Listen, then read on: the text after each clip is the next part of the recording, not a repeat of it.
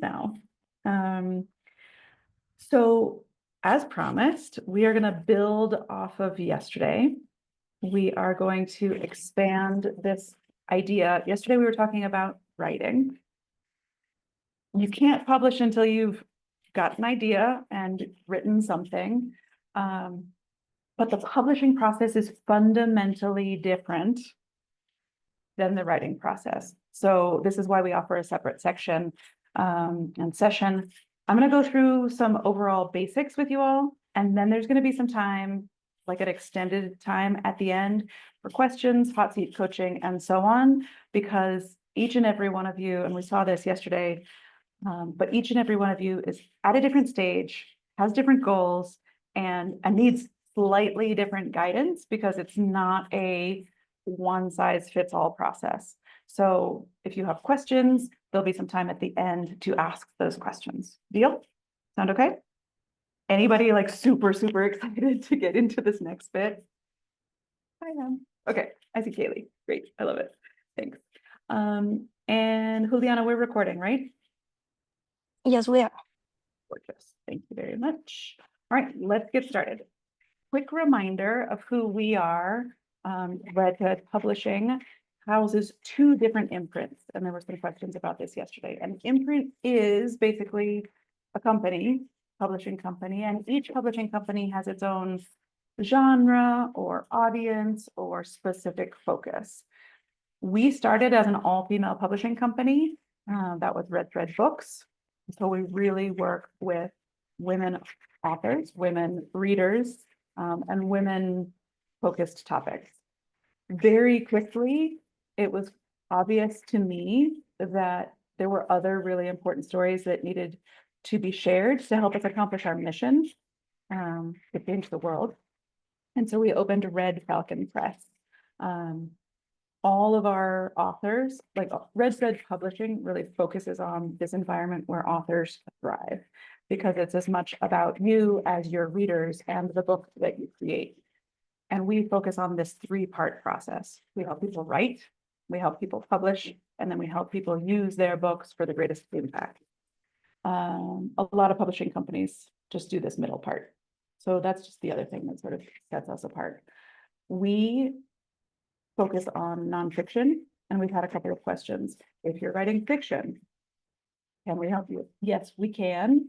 We want to just talk to you about what that is, but we don't publish fiction, but I partner with a whole bunch of fiction publishers and fiction editors, and so I can definitely help you navigate in the fiction world as well. Okay.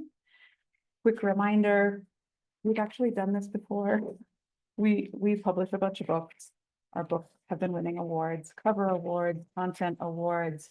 And it's just another confirmation that we're not just packaging and putting out books like a manufacturer. We're helping people write really fantastic books, which is always great. I want to give you a gift because there's a lot of work and a lot of hurdles that you've overcome to get this far, and there's going to be more hurdles. So I want to offer every single person on this call an actually personalized strategy session. We're going to do some hot seat coaching and Q&A at the end. But like I said, every single one of you has a completely different story, completely different time that you can invest. Kaylee has 2 kids, right? And so what's somebody who like doesn't have any kids, and what somebody who has 2 kids, the strategy for them to reach their goals would be really different. Their goals are also really different. So Juliana's going to drop a link for you. These are not sales calls, not hard pitching, selling you anything. We never do. If you want to work with us, we'd love to help you. But our mission is to support 10,000 stories that wouldn't reach the world otherwise. And these calls are some of the ways we do that. So I really hope to have a one-on-one call with each of you. The link gathers a little bit of information from you so that I know who on our team to connect you with and to make the most of that session. So that's just a gift for you. Let's start. I've already talked about fiction versus nonfiction. Not everybody really even knows the difference. So nonfiction, we're just going to call like true, air quotes, true. Memoir, business books, how-to books, leadership guides, things about religion and spirituality, self-help, personal development, how-to books, poetry. All those things are considered nonfiction books, whereas fiction is more made up, more creative. Science fiction, historical fiction, romance. You could argue that they're more creative because maybe they didn't really happen. Thriller, crimes, fantasies, children books. This is not everything in the distinction, but fiction versus nonfiction. Coffee table books, cookbooks, those are nonfiction. People, books that help you build a house or plant a garden, all are considered nonfiction. Okay, so for me, I'm really visual, a unicorn versus a polar bear. That's the difference. Okay. But I also want you to understand, and my goals for you for this session are to really have just understanding of some of the terminology, right? There's a lot of words. Anybody ever like dabble in this industry? Just be like, oh my God, there's just like a whole bunch of words I've never even heard of, or I don't even understand. And you're like, I started to get into it, and then there's all these words and I just don't know. And then you're like, okay, never mind. I'm just going to do what I know. So one of the things I want you to have is just really broad strokes understanding of some of the concepts and terms and the words people throw around. So there's genre. What kind of book, what story are you working on? And then there's method of publishing. There's traditional publishing, which is how books were made for hundreds of years. And traditional publishing companies are companies with the intention of, it's a business, making money. They have a series of expectations, requirements, and a process versus sort of the newer publishing options, which I'll get into a little bit more later. Traditional publishing companies require, and I've talked to commissioning editors at, oh my God, Penguin, Random House, and that kind of place. Minimum followership of 90,000 followers. Anybody here have more than 100,000 followers on any platform or all platforms? Okay. They won't even talk to you, right? They consider like, if you don't have 100,000 followers, you don't have a heartbeat, right? Because they do a mathematical equation. How many followers do you have? How much engagement do you have with those followers? Because we're expecting to sell your book to those followers for this amount of profit for us, right? It's literally an equation. In order to get in the door, you usually need to query an agent, which means you need to flirt with another person, an intermediary, basically make a legal contract with them. If they say, yes, I'll work with you, it's because they think they can sell you to a publisher and they're going to make 30% off the top. Okay. And then you have 100,000 followers, you've gotten an agent, they get 30%, they manage to get you a deal. It's going to take 2 years for that book to come out because of the process. Traditional publishing works. They create great books for the most part. But it sort of sucks for the author. It's really long. And then at the end, you can expect maybe 5% of royalties. Royalties mean the profit, the money that's left over after the books are printed, the bookstore takes their cut, your agent takes the cut, and their publisher takes the cut. You can get 5%. So you're like, I just paid $25 for a book at a bookstore. Cool. The bookstore gets half of that. It cost $5 or $10 to print the book. The publisher gets another 30%. Your agent gets 30% of what's left. And then there's pennies. You might get $1 per copy, maybe. And this traditional publishing process really serves the wealthy, the already influential, and the already white and the already male. Okay. And this is where so many voices get left out. Okay.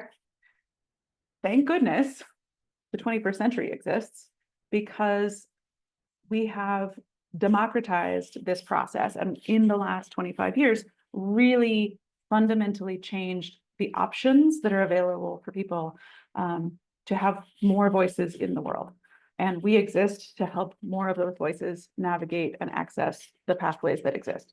So indie publishing is great for people who are less well-known, who are entrepreneurs, they are building a business, they have a particular message, they're passionate, they want to be thought leaders, they want to earn more than 5% of their royalties.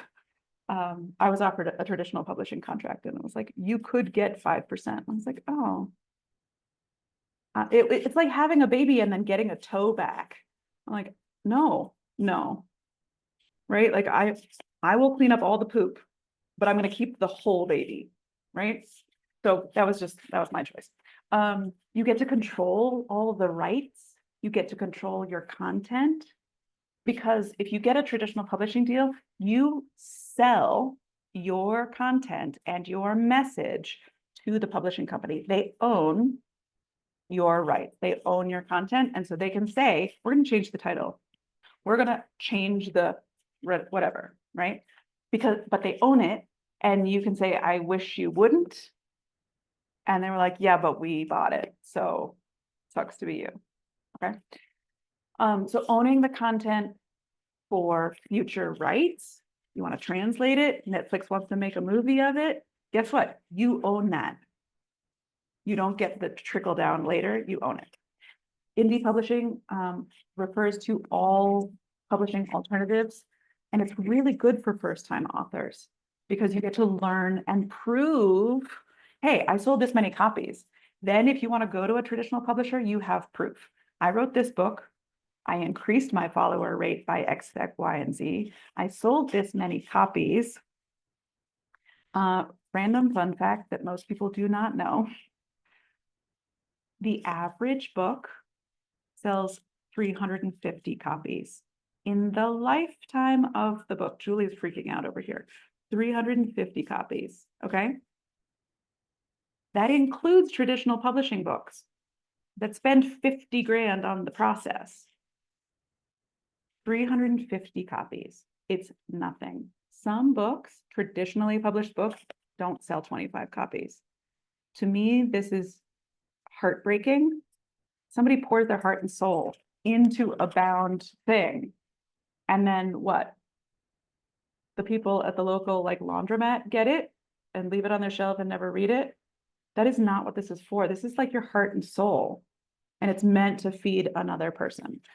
So when we put out a book in November, when an author messages me back and says, I just sold my 600th copy, I'm like, yeah, in 2 months, damn straight you did, right? Like, it's so powerful to see not only the profit from sales, but the impact, right? Because if we're talking about 5% of royalties for the Harry Potter trilogy versus 5% of royalties after expenses for a book that sells 250 copies, you're literally going to get a $3 check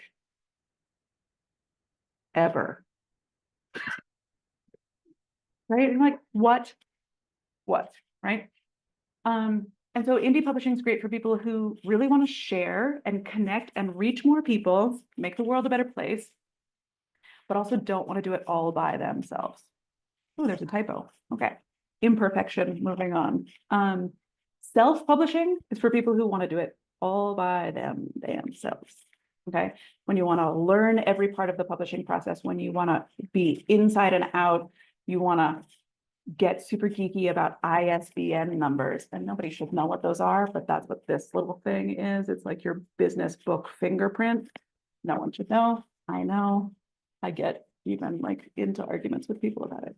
So if you want to get into arguments with people about ISBN numbers, then you should learn the publishing industry, self-publish, and know how to do all of it by yourself. We made this quick graphic because there's self-publishing. Authors get all of the royalties, all the profit after the book has been printed, after Amazon takes their cut or whatever distributor. You can have a quicker turnaround. It's how I managed to publish my book in less than 3 months because I was doing it myself. I decided when it came out. And we've taken the best of both, right? The problem with self-publishing for the most part is that they're really crappy books. They're just bad, right? Even if they're good, they're bad. And then there's some that are just bad, they're bad. Like if you misspelled your title because you didn't have an editor, that's just bad. But then there's the books where you and I can tell that they're just sort of, oh, they tried to save $75 here. And it just, oops. And as readers, first of all, I want you to recognize that you are already an expert in this industry from one side. You've held a book, you've read a book, you are an expert. We forget that when we become authors, that actually counts as something. Okay. Yay, Kaylee, getting in fight. It's about self-publishing. You and I are going to have fun. Okay. But we understand quality from the reader's perspective. We can use that information as we move into the other part of this as being authors. What makes a quality book? What makes it so a total stranger can pick up a book and trust what I say and access the information that I'm trying to create? They need to trust me. They need to understand it. It needs to be accessible. That's it. And it needs to be legible and, maybe not a whole bunch of typos in the first page, so that they can just keep moving through it, because that's what it's for. They don't care anything else about me. So we just pulled the best, what we say is the best. We want a quick turnaround. We want the authors to make their profits because we believe in artists having ownership, high quality, collaborative, supportive stuff that you get to own and get out into the world in a reasonable time frame. We suggest 6 to 9 months, 6 to 12 months as a publishing turnaround process. Just as you're thinking about it, like, when could your book come out? Your book could come out this year. You could draft it for 6 months and you could publish it in 6 months. And your book could absolutely come out 2025. Okay. Quick overview, just so that you have a sense of like some of the things that go into the process and why we talk about write, publish, impact. The writing is the creation of the concept. If this is the pregnancy metaphor, you're creating something that didn't exist before and you're making it solid. You have an idea. You focus your target. Who's this for? What's it about? This is why we spent time on the core message framework yesterday. And then you draft it. You try to make the words, right? The publishing process is really a packaging. Okay, it's taking your Word document or your Google Doc and making it look like a book. That's it. That's really all it is. And look like a book for the people you wanted it to look like a book for. Right? Beth, I love your onesie, by the way. Is it a onesie or is it just, it's super cute. Oh my God, 2 days in a row. No, it's a robe, it's just, but it has ears. Okay, it's cute. Okay, I wish it were a onesie, but it's good. I love it. So imagine you're writing a business book, okay? But the title makes the cover designer think that it's like a Regency romance novel. And so your cover attracts an audience who wants a Regency romance, and then they open it. They're of course disappointed, okay? Because they didn't get what they thought they were getting. And so it's just a matter of making sure that all of the stuff, the editing, the cover design, the formatting, the positioning, the book description, the categories that it goes into are all in alignment. That's all that the publishing process is. It's important because, again, you don't want to find your book on like macrame in the smut bookshelf of a bookstore. The right person's not going to find it because that's not what they're looking for, right?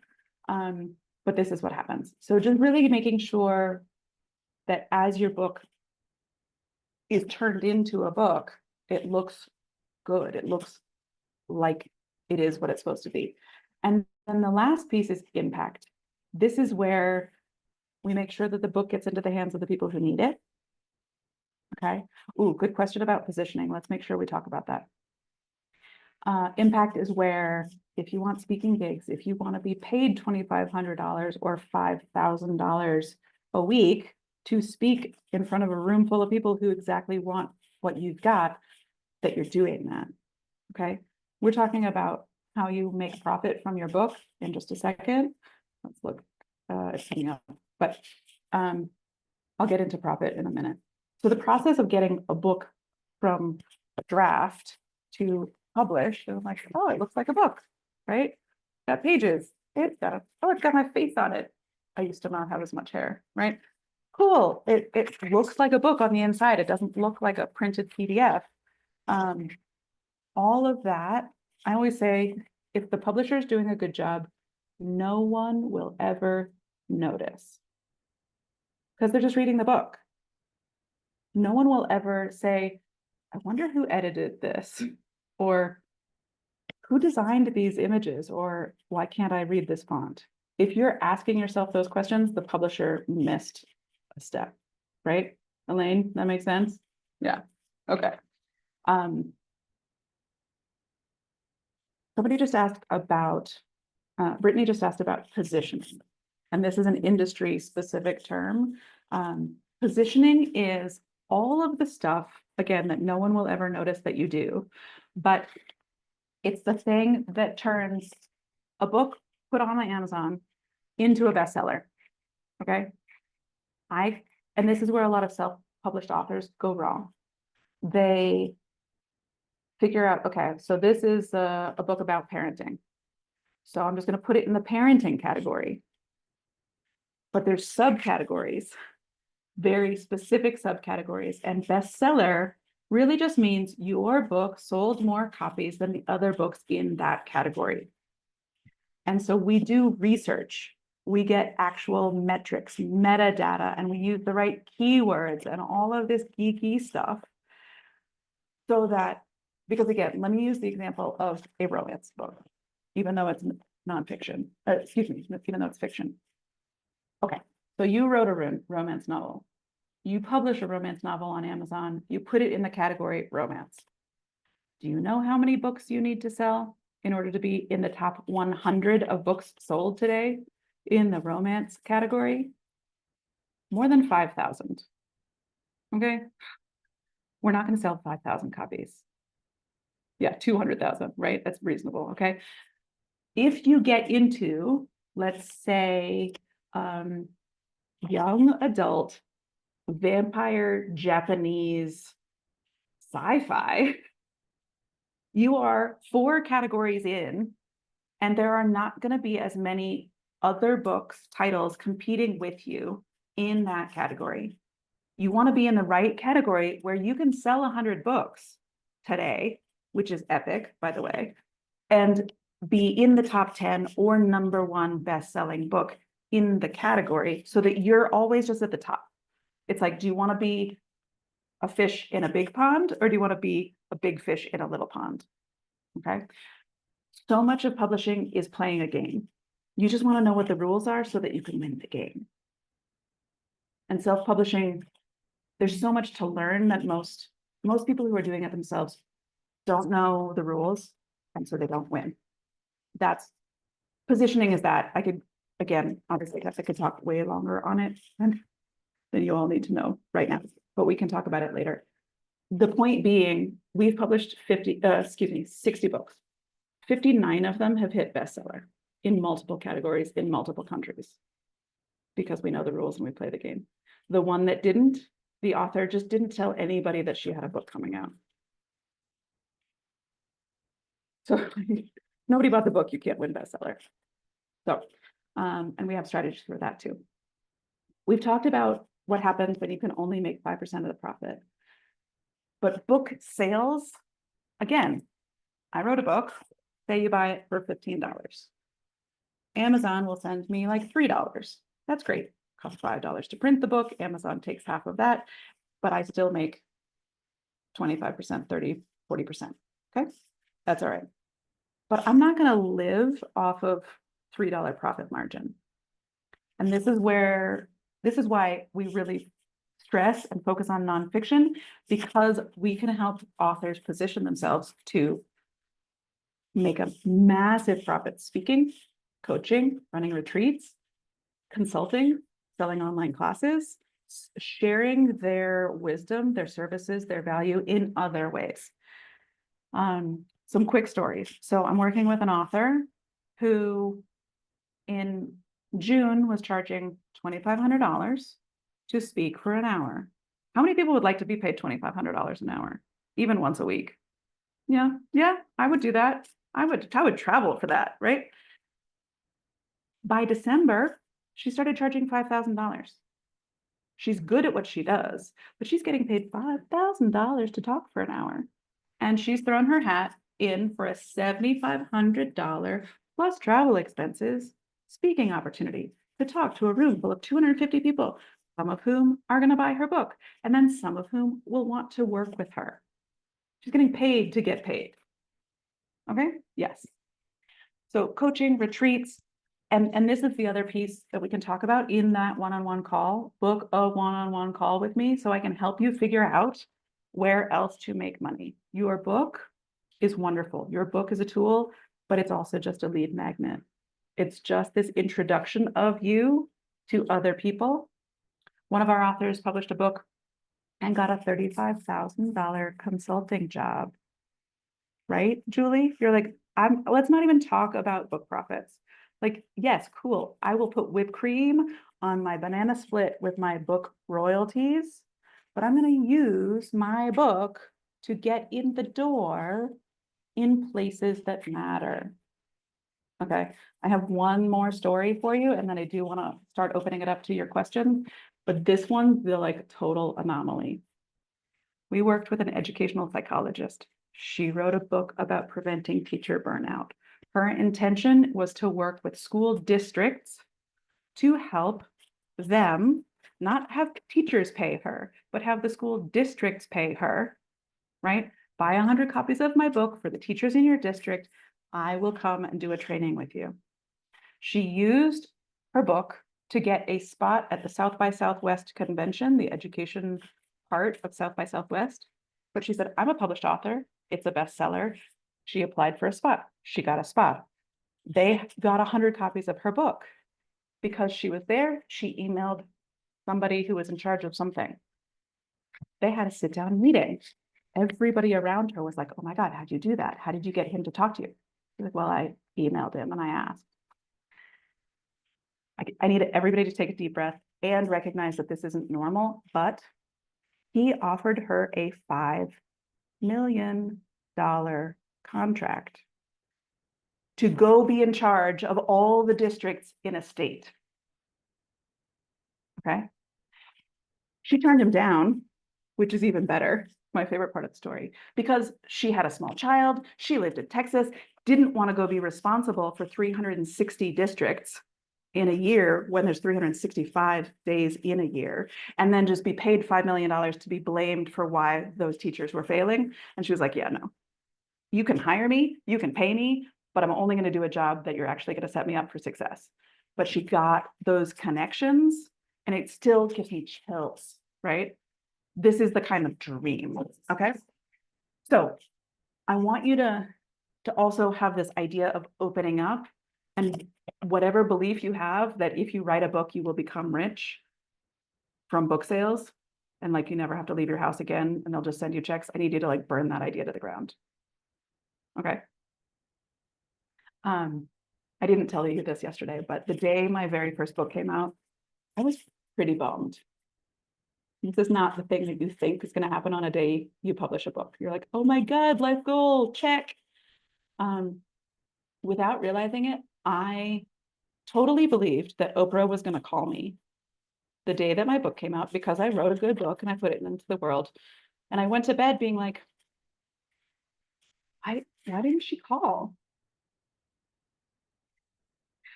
I didn't tell anyone on Oprah's team that I had a book coming out. And it doesn't necessarily happen the first day, but there's so many stories we have about what's going to happen when you write the book that it's really important to shake some of those out. Okay. but I want you to start dreaming of these ideas and others. Speaking, coaching, retreats, consulting, online courses. Is there one that you're like, I already do that, I want to do that, etc. Is there anything on that list of like where you could actually take your profit, put the book out so that you can grow in this area? I want to see it in the chat where we are. Okay. Once your book is out and in the preparation of getting your book out, there's these steps that we teach our authors. Yes, consulting and speaking. Awesome.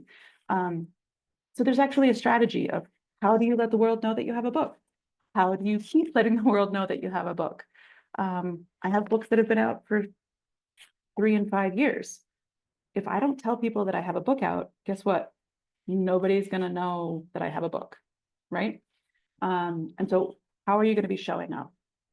If a book is a baby, publishing is the birth process because it's terrifying. And almost everybody I work with will call me 2 or 3 days before the book comes out and says like, you know what, could we just not? Can we not do this? Just kidding. I don't want to be an author. And we have that like last minute panic because it's terrifying. And that was very much like a birth process. Anyone who's ever physically given birth, you're like, just kidding. I don't want to do this anymore. Can I stop? Yeah, a book shower like a baby shower. I love that. But then if you've ever had a child, you're like, oh, now I actually have to feed it and raise it and take care of it for 20 years. Your book is like that. Everybody who's at the beginning of the writing process is still really focused on the writing and the publishing, as you should. But I also want you to save a little bit of your energy to know that there's other stuff you need to keep it alive after it's out. Okay. Brittany, and I want to talk about this profit thing for fiction because it is different, but it's not exclusively different, right? You can still run retreats. It depends what kind of fiction you're about. Do you want to work with other writers? Do you want to support writers, right? Like there's a lot of ideas. And so book a one-on-one call and you and I can geek out on ideation and like what works for you. Because I don't want to like build you a whole plan and you're like, yeah, but I don't want to talk to people, right? So make sure everybody like schedules their call because everybody's topic, everybody's life is totally different. Right. Kaylee has 2 kids. When I had a very little one at home, somebody was like, yeah, but you should just be like an international speaker. And I was like, you're adorable. I'm a single parent. I live in South America. You just want me to like jet set. Thanks for that strategy. Like, come on. That was just hurtful. Right. So I don't want to give you strategies that just don't work for your life. Right. What works for Anne might not work for Beth and vice versa. Okay. So let's have those conversations. Real quickly, I did some market research recently because there's a lot of options out there for helping people in the non-traditional publishing space. My jaw dropped, okay? These are screenshots from other people in the industry offering support services for folks.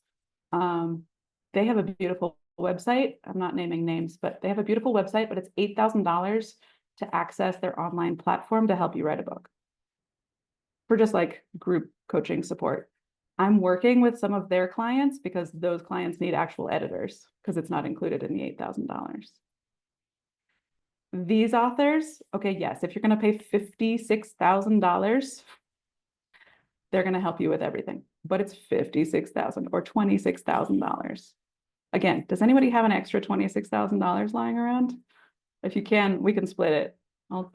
We can go to Vegas and split it. And then this, I still sort of don't even know what this wonderful 32K job like thing is. I do trust that somebody talks to you one-on-one with that, but that's just a lot of money. Again, because you're gonna make $3 per copy. Unless they're helping you build a business where you're gonna be making 20 grand a month, nobody should be charging that. That's my personal opinion. So it is expensive for writing and publishing support, but it doesn't need to be that expensive. It's crazy pants.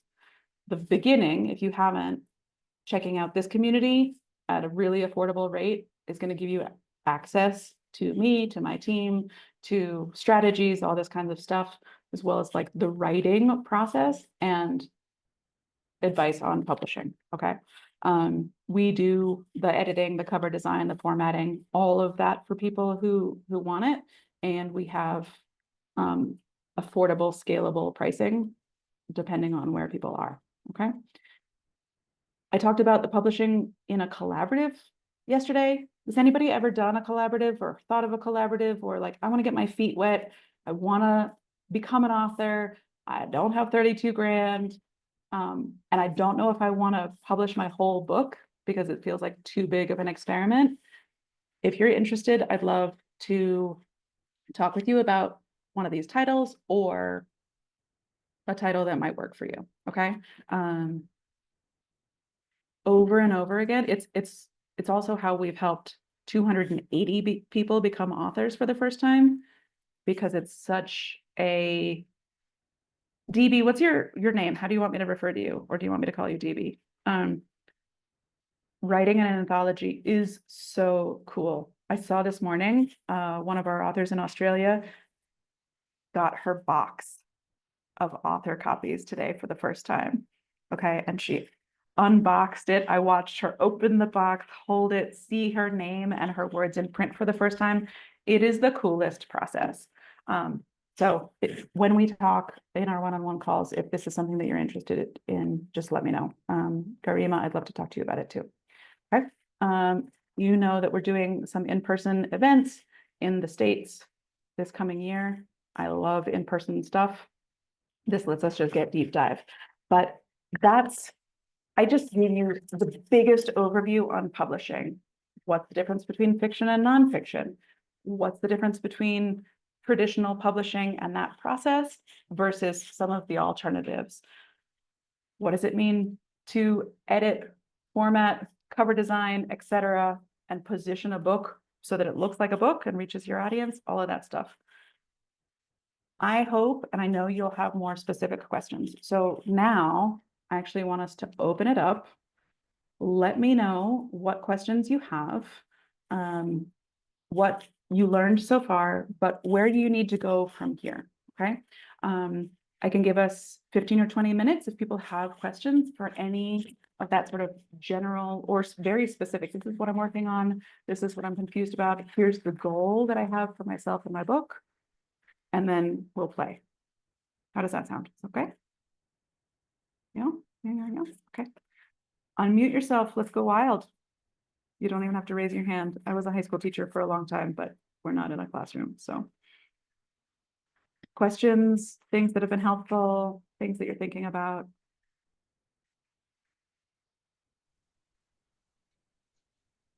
Hi, Sierra. Hi. Garima again. Nice to see you My again. question is that at what stage should you start even thinking about publishing? Like if you, I don't know, halfway through your book or at the very beginning of the process, like what's your guidance on that? Great.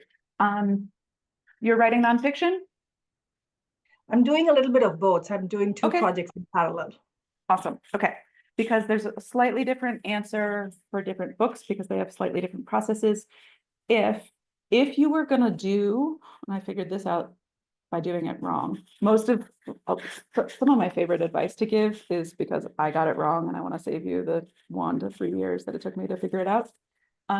So I drafted an entire manuscript, nonfiction, and wanted to query agents and get a publishing deal. After I drafted my entire manuscript, I found out they don't want a manuscript.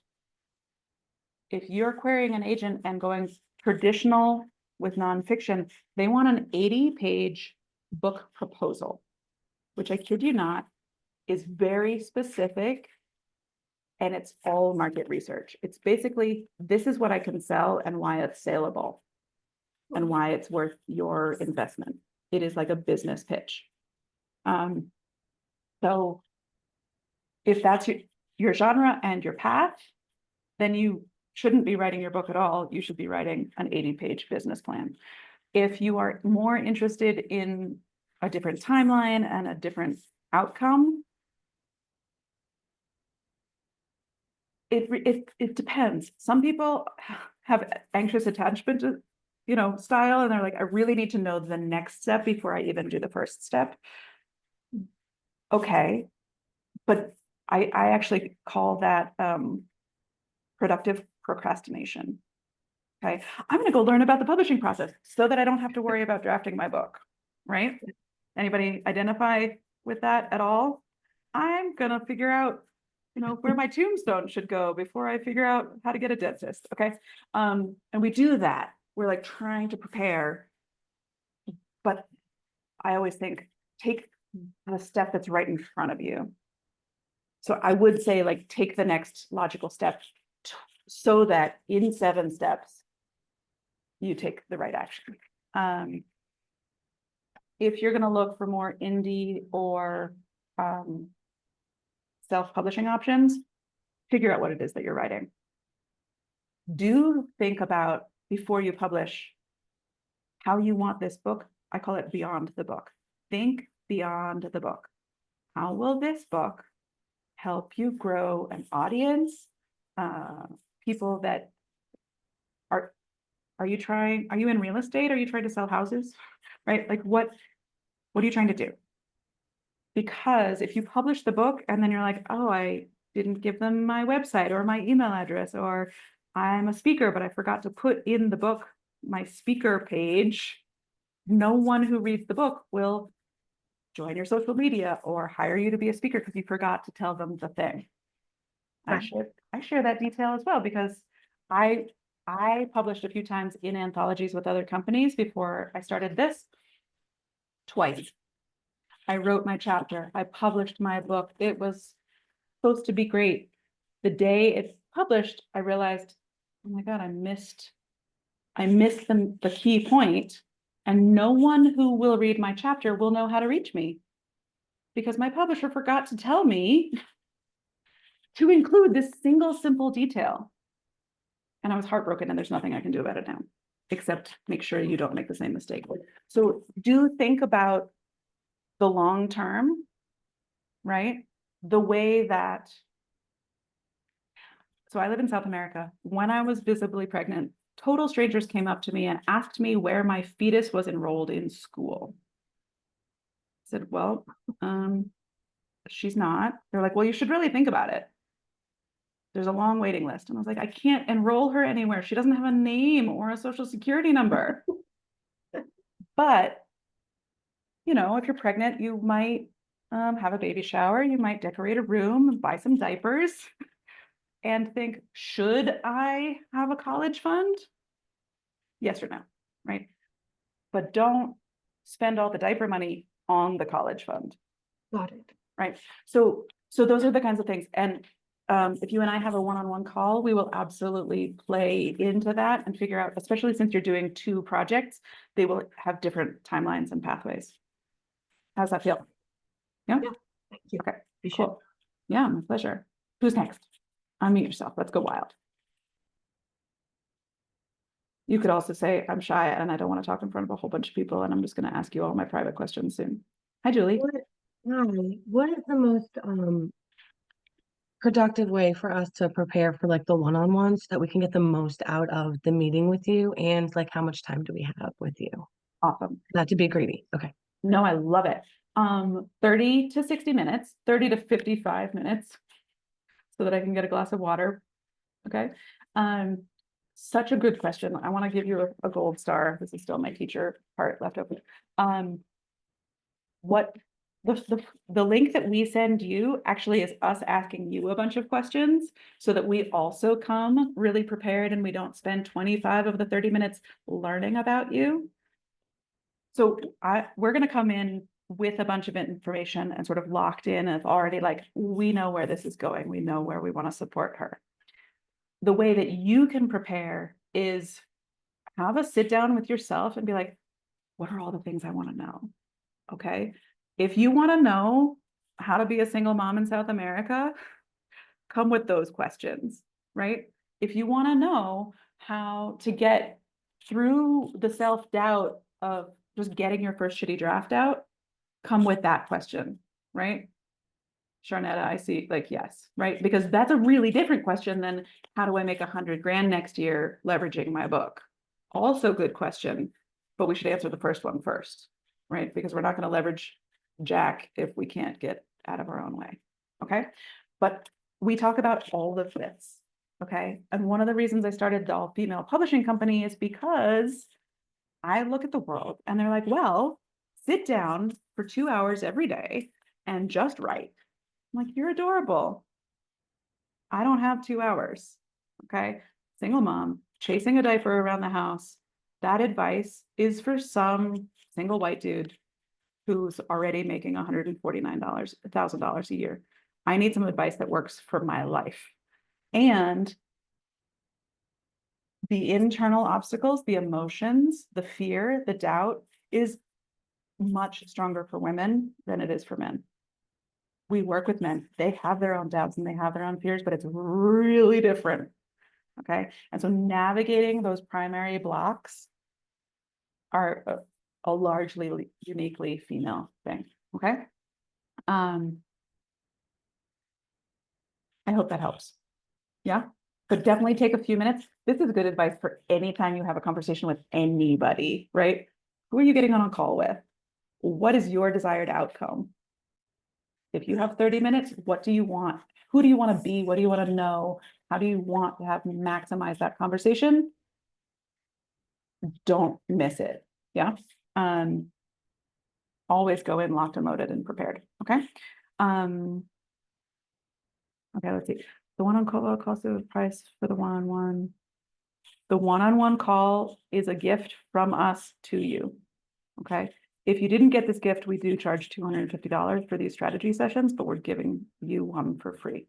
So please do take advantage of it. Other questions? Julie, did I get you? Is that good? Hi, Sierra. We have a question from Navasha. I'm not sure if I'm saying it right. Okay. About journal type books. I think that's very interesting. Yep. Good. Okay. Is that it's up there? And Sharnetta, will you? Yeah, I have a question. I'll do both. You go ahead.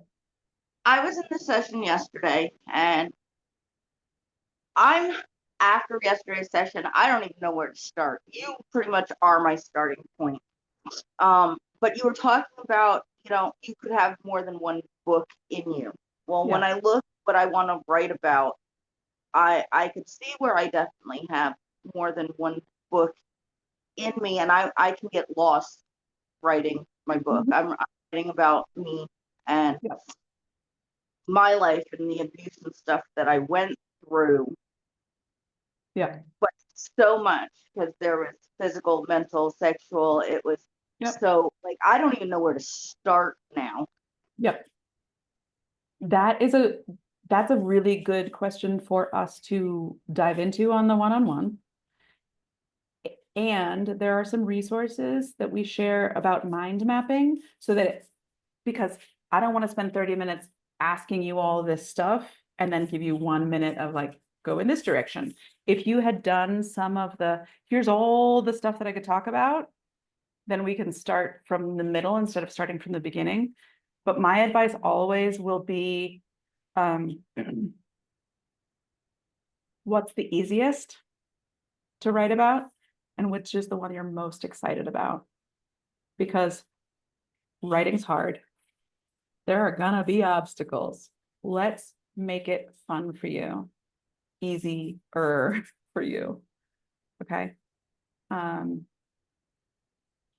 And I've worked with the people who have multiple books.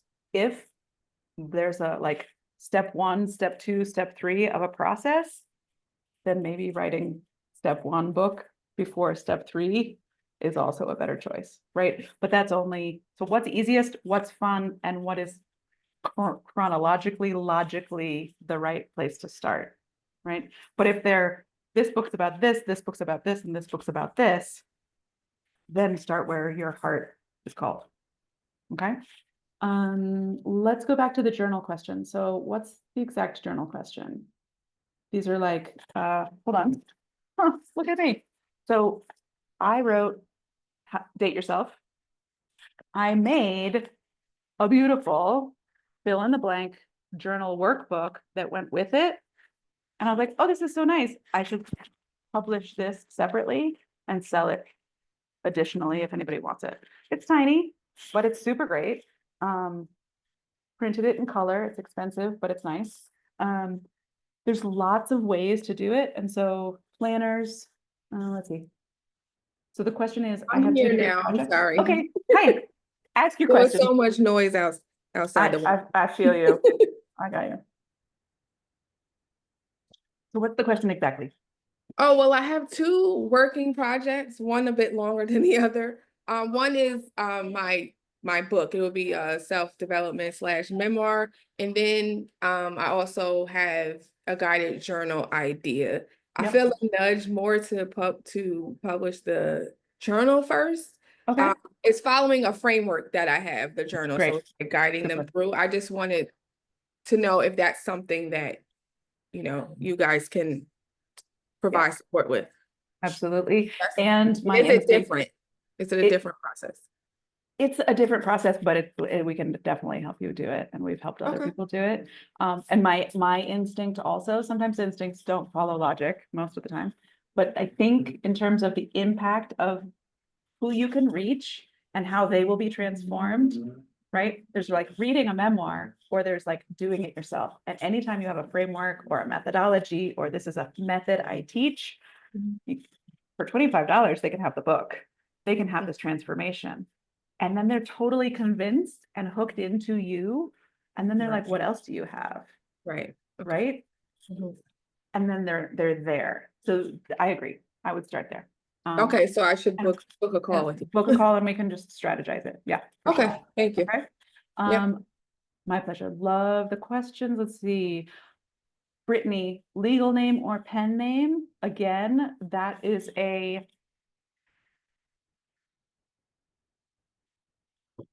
it's a bigger question in terms of strategy for your business. And I mean, you can become that person, right? Like J.K. Rowling, that's not her name. They were like, you're writing science-y, fiction-y, imagination stuff. We want you to be gender neutral and sound like R.R. Tolkien, and we want people to think you're a man because no one's going to buy this genre if they think a woman wrote it. So she literally had to make up some initials to pretend to hide her gender. That's how that came about. Okay. And for her, it helped sell the book, and no one knew who she was or that she was a woman until like book 6. And she was solid, and they'd made a movie, and then nobody cares anymore. Right. But in the beginning, it was a very strategic thing, and she had to hide who she was.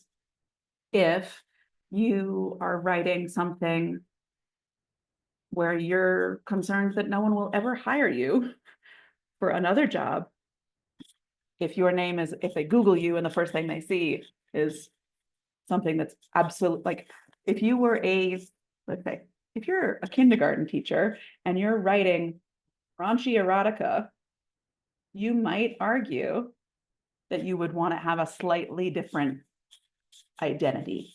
Okay, fine. But for most people, I'm always that proponent that says women are hiding. We've been hiding for a really long time. We've been pretending we're not who we are.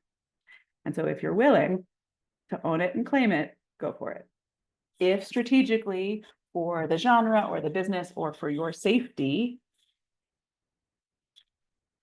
then you can consider it. Okay. But we can absolutely dive into all of this. Okay.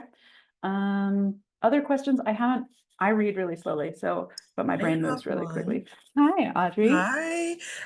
My question is, I would say it's a little special because I want to write a book, but not sell it in America. I have, I'm in the beginning of owning a nonprofit for kids in Ivory Coast. It's a West African country. I know. So I would like to write a book to inspire them about how you can still go forward. Yes, you can, basically. So I don't know if this program is right for me because I'm also debating about writing a illustrated book, or do I write a book? It's not even to be sold in the United States. So I don't know if this is the right program for me, but I'm really eager to do that. Second part question of my question is, Okay. I'm in the process of, do I build a platform first? Do I build a community first? What do I do so this book gets out? Yeah. Super. Okay. So I see three questions. One is distribution of books in other places. Books for kids, and what's the best right first step? Yeah. Okay. Yes. We support our authors to publish on two separate platforms, Amazon, because that's where most humans, individuals, purchase books. And Amazon has 14 countries that they distribute in. Okay. Each country has its own Amazon platform, whatever. We publish on a second platform that distributes to 140 countries through their networks of whatever book platforms they use, as well as bookstores and libraries worldwide. Whereas Amazon, if you publish your book on Amazon, only individuals will ever be able to buy it. A elementary school or a library will never stock your book because they have to buy it at full price. Whereas this other platform sells to bookstores at 50% off, then they can buy your book and your book can be on a shelf in person at a bookstore or a library. And so those are the places that we want our authors, not just to sell one. Yesterday, I heard from one of our new authors. He's in the Red Falcon Press imprint. His book was just put on the curriculum at Columbia University and the Wharton School of Business. That means every semester, 56 kids are going to buy that book. And they're going to do it because they can access the book at a lower price. Nobody's going to just buy it on Amazon. Right? So there's that. Okay. So distribution worldwide.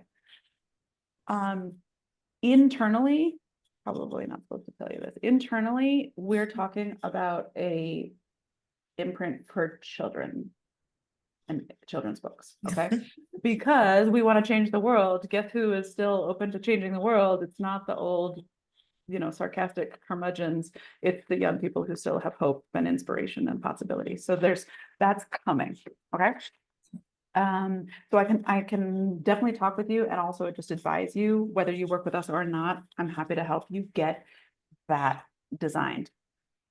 And your third part of your question is, what's the first best step?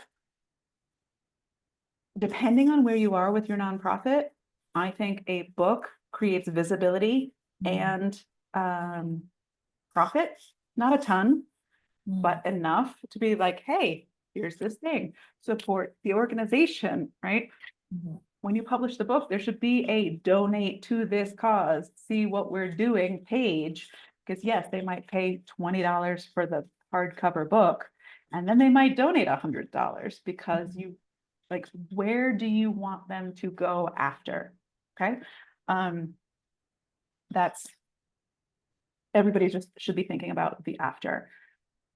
Let's have a call so that we can figure out which, like, 3 steps, because it shouldn't be, I'm going to build an Instagram following of 100,000 and then I'm going to do this and then I'm going to do this. There's some things that we can do in parallel that help, right? What are you going to talk about on Instagram if you're not talking about your book and your mission? Talk about those things. People love to get excited and support that along the way. Okay. Thank you so much. My pleasure. We're already at the top of the hour. And I see a bunch more questions. Ebooks, let's see. We help people record ebooks. Yes. Starting mind mapping. Sharnetta, I want to share with you a blog that we have about it, or a YouTube video. I can't remember. Give us a little bit of time to send that to you. I can't remember.